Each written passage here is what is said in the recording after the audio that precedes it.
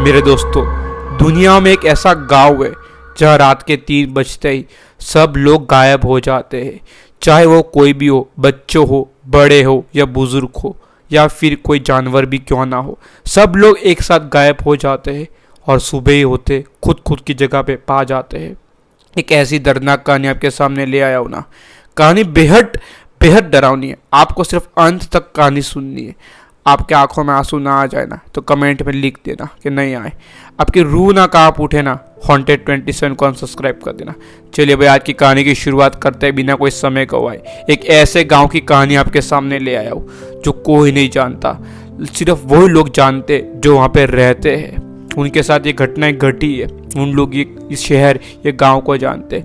आज की कहानी की शुरुआत करूँ उससे पहले अगर आपने मेरे YouTube चैनल को अब तक सब्सक्राइब नहीं किया हो तो सब्सक्राइब कर दीजिए, क्योंकि इसी चैनल पे मैं रोज आए दिन ऐसी भूतिया हॉन्टेड मिस्ट्रीज कहानियाँ अपलोड करता हूँ और शॉर्ट्स भी अपलोड करता हूँ। अगर आपने मुझे इंस्टाग्राम पे फॉलो नहीं किया तो जाके इंस्टाग्राम पे भी यही आईडी है मेरी हॉन्टेड 27, जाके फॉलो कर दीजिए। आप भी अपनी कोई भी डरावनी, आपके साथ घटी हुई कोई भी भूतिया कहानी मुझे सेंड कर सकते हो, जो कि मैं पूरी दुनिया को सुना सकूं। चलिए आज की कहानी की शुरुआत करते बिना कोई समय गवाए। दोस्तों, दुनिया में एक ऐसा गांव है जहाँ के लोग ये बोलते हैं कि रात के 3 बजे हम लोग सब गायब हो जाते हैं, पता नहीं हम कौन सी दुनिया में चले जाते हैं। अभी गांव का नाम मैं डायरेक्टली नहीं ले पाऊंगा। गांव का नाम हम बदल के स्टोरी सुनाने जा रहा हूँ। गांव का नाम हम लोग रखते हैं विजयपुर, है ना। ऐसे गांव का नाम मुझे मालूम है लेकिन मैं डायरेक्ट नहीं ले पाऊंगा, इसलिए विजयपुर नाम रखते हैं। विजयपुर नाम का एक गांव है, वहां पे कुल संख्या 100 जन की है। छोटा सा गांव है, 100 लोग वो गांव में रहते हैं। सबका सब ये कहना है कि हम लोग रात के 3 बजते हैं ना तो सब लोग गायब हो जाते हैं और पता नहीं कौन सी शक्ति हमको कहाँ ले जाती है, पता ही नहीं चलता है। ये सुनते सुनते गोपाल नाम का एक व्यक्ति जो कि शहर में रहता था, उसको एक खबर मिलती है कि ये गांव, विजयपुर गांव में रात को 3 बजे सब लोग गायब हो जाते हैं। अभी गोपाल वो बंदा था जिसे इन सब चीजों में बहुत इंटरेस्ट था। उसे भूत प्रेत, नेगेटिव एनर्जी, पैरानॉर्मल एक्टिविटी, वैसी सारी चीजों में बहुत इंटरेस्ट था। तो गोपाल ये मन ही मन सोचता है कि मैं ये गांव जाऊंगा और रात को ये गांव में स्टे करूंगा और चेक करूंगा कि इन लोग जाते कहाँ हैं, गायब कैसे होते हैं, मैं गायब होता हूँ कि नहीं। ये सोच के वो शहर से अपने ये विजयपुर गांव में निकल जाता है। रात निकालता है एक घर पे जाके, लेकिन उसके साथ कुछ नहीं होता है। 2-3 दिन लगातार वो रहता है। रात के 3 बजे उठता है, वो यही पाता है कि वो एक छोटी सी झुपड़ी में पड़ा हुआ है, जहाँ पे वो रहने आया था उसी झुपड़ी में वो खुद को पाता है। सोचता है कि मैं तो गायब नहीं हो रहा हूँ भाई, गाँव के लोग झूठ बोल रहे, लगता ऐसे कौन गायब हो रहा है, मैं तो यही हूँ, मैं तो गायब नहीं हुआ अब तक। और दूसरे तीसरे दिन वो गाँव वाले लोगों के साथ बात करता है, बोलता है कि सरपंच जी क्या मैटर है, मैं तो गायब हो ही नहीं रहा हूँ, आप लोग सब बोल रहे हो कि गायब हो रहे हो, मैं तो खुद को अपनी वाली झुपड़ी में पा रहा हूँ जहाँ पे रहना आया हूँ, मैं तो कभी गायब होता ही नहीं हूँ।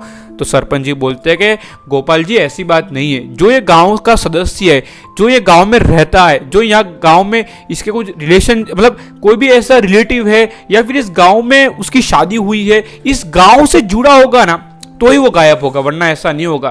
तो गोपाल सोचता है भाई ये भी गजब चीज़ है, अभी ये भी मैं मतलब एक्सपीरियंस तो मुझे करना है कि गायब होने के बाद जाते कहाँ है। तो गोपाल 6-5 महीने में ही एक लड़की ढूंढता है वही गांव में और शादी कर लेता है। वो पहले से कुंवारा था, उसकी उम्र 28 साल रही होगी, तो वो ये सोचता है कि लड़की से शादी कर लूंगा।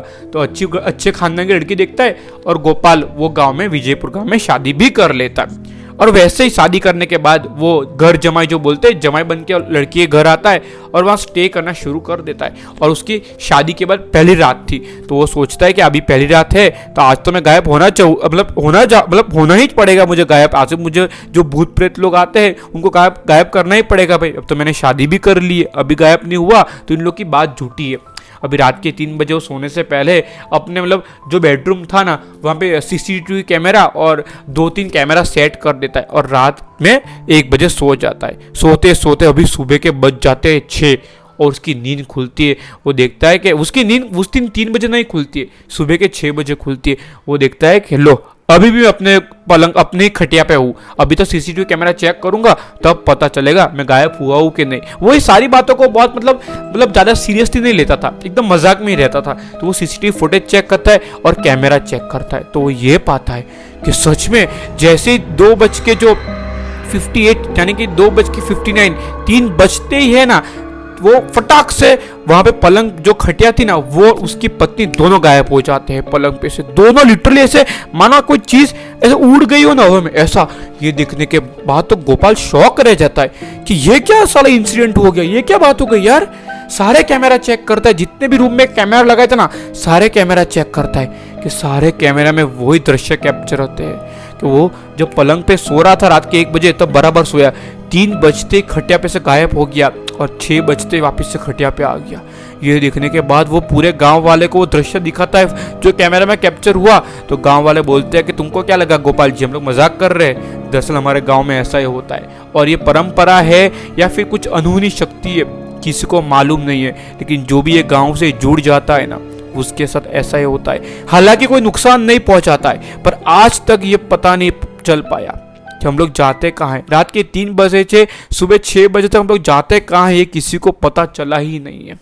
दरअसल इस घटना को आज बहुत साल हो गए, 2008-9 में घटी हुई गोपाल के साथ घटना है, लेकिन आज भी वो गांव में वो परंपरा है।